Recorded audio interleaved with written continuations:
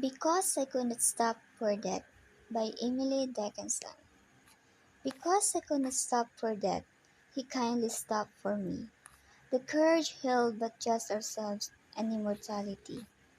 We slowly drove he knew no haste, and I have put away my labor and my leisure too, for his civility.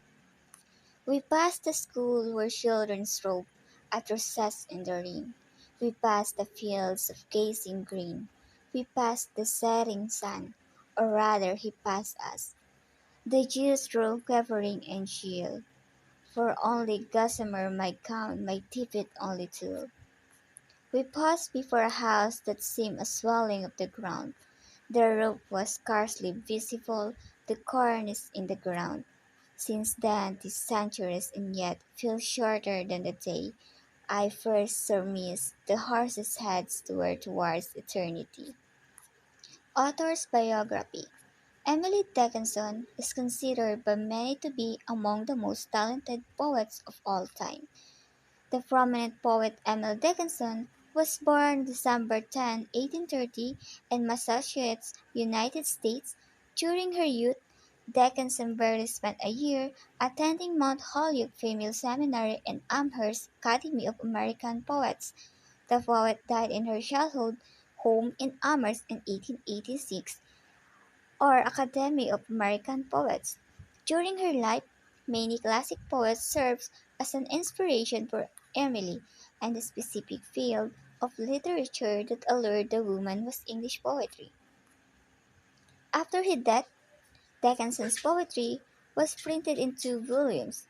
The initial volume was released in 1890 and the final in 1955, Academy of American Poets. There are currently only 10 recognized publications of Emily Dickinson, while the estimated number of works during her lifetime is 1,800 Academy of American Poets. The reason behind such a minuscule quantity of works is that while the poet sent her works and letters to her acquaintances, she ostensibly retained the majority for herself. As a result, she was not interested in publishing her poetry since she was committed to her own interests. The poet was born and raised in Amherst, Massachusetts, in a wealthy family of a local politician, a Yale graduate, and a prominent lawyer.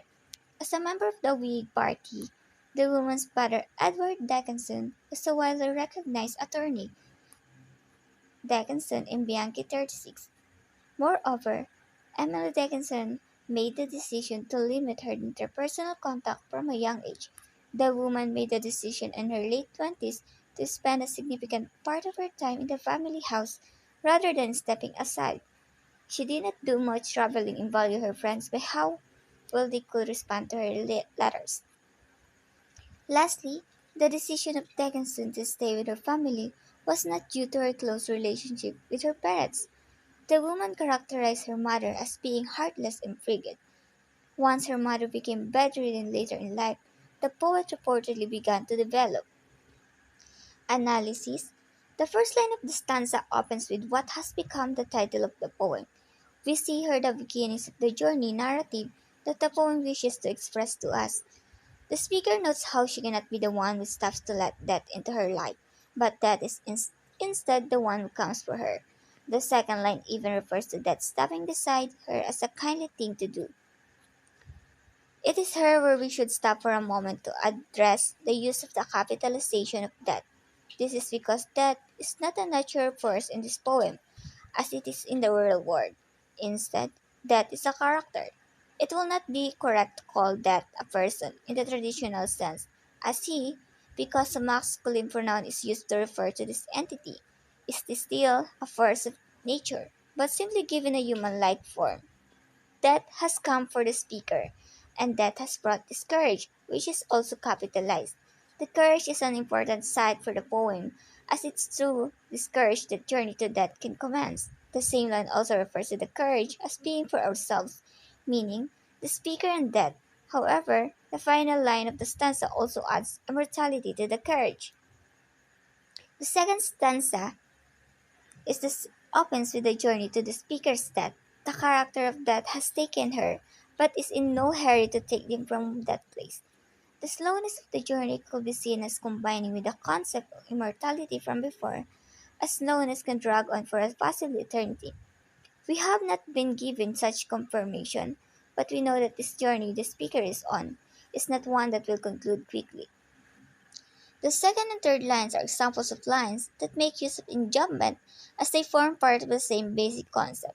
The speaker needs to put aside her thoughts of work and play stated as labor and leisure. She has died and there is no longer the time in her life to think on such things. This can also be seen as a means of accepting one's immortality. The final line of the stanza refers back to death again. Immortality has not received another word, but is still in the cards alongside them. The figure of death has received a capitalized pronoun of his, and this is a poetic technique often seen when poets refer to God. The final line ultimately gives us the reason that she must put aside her previous thoughts. It is because of death's civility. This is yet another instance of a word that has received unusual capitalization. The figure of death is a civil thing. She has decided to accept her fate, and as a result, she has decided to go willingly. We pass the school where children strove at recess in learning. The third stanza uses a series of journey-oriented statements. It gives us three different things that she passed by on her way to her death. This may be seen as one's life flashing before one's eyes, but this is not definitely stated, but is suggested. She passes by a school, fields, in the setting sun. Each of these things are capitalized. The school and the children who play may refer to her childhood. She can think on what has come before, and then it has passed her by. Then she sees the fields of gazing grain in the third line, and the metaphor of field that has grown to its full height is evoked her. What was so had grown and can be interpreted as the prime of her life that she is now watching pass her by. It is also interesting to note in this particular section of the poem that the metaphor of farming is commonly used in that. It is not the grim reaper who is shown to comfort us with his scythe, and a scythe is an instrument used to collect a harvest. The soul has grown and is ready to be taken. The final line refers to her passing the setting sun, which can be seen as the final days of her life. She has nearly completed her journey. She has seen her life before her, and it's time for her to pass further into the realm of death. The carriage continues moving, and the kind of figures of death and immortality still say nothing. The first line of this stanza may imply that the setting sun was a figure who passed the speaker by, and this allows her own age and death to be personified. But this image quickly gives way to the imagery of the cold, where given words like dew, quivering, and chill. She had not been cold before, but she suddenly is, and she does not have what she needs to remain warm. We are given some older and more obscure terms her to refer to why she is cold. Her gown is gossamer, meaning light and thin, and she wears a tippet, which is a kind of clothing that covers the shoulders, but is tulle, meaning that it is made of a net-like and therefore breezy fabric. Stanza 5. We pause before a house that seemed a swelling of the ground. The roof was scarcely visible, the corners in the ground. We reach a darker angle to that her, as the characters in their carriage come upon a house. This house is described in the second to fourth lines of the poem. It is not a pleasant house, and it has swelled ground and barely visible roof, and the cornice has fallen to the ground. It is a disappointing and dilapidated place, and the speaker realizes that this is a Rome. There can only be unhappiness in this place. Her death has come, and her eternity will be spent in such a place as this. Stanza 6. The final stanza tells us that much time has passed her by. It has been centuries, but the rest of the stanza uses enjambment to create a single statement, and this is statements that regardless of it having been such a long time.